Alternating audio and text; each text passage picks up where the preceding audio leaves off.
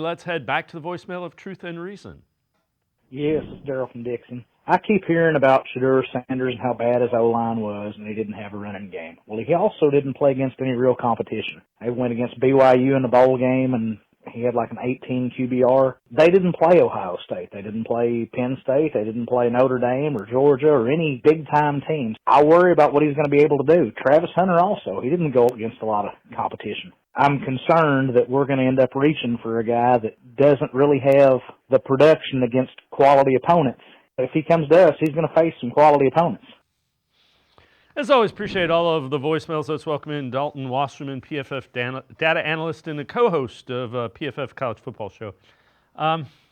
Dalton, again, I have thought those thoughts a little bit about the Big 12. And again, it's the Big 12. It's not like it's FBS or FCS. The main thing that I'm one of the guys that keeps talking about the offensive line. If you don't have the offensive line, it speeds you up, it messes up your mechanics, it forces your offensive coordinator to call shorter throws. Having said that, I go back and forth with what I think about Shedeur Sanders at 2. If you were 18-20, I'd feel a lot better about it.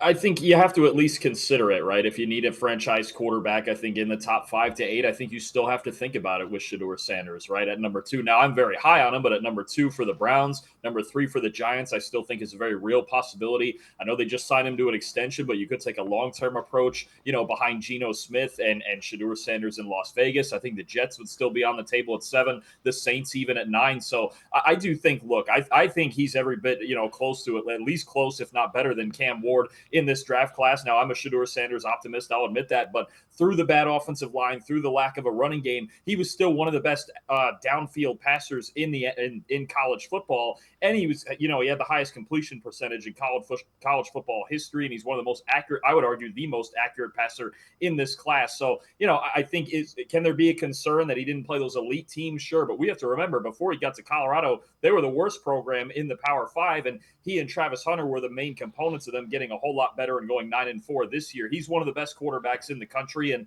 I think still worthy of a top 10 selection. I understand if the Browns don't go there at 2 because there are some other really good players on the board, but I still think he's going early. Yeah, and again, that's one of the reasons you don't go strictly by production when you're looking at a guy going from college to the NFL.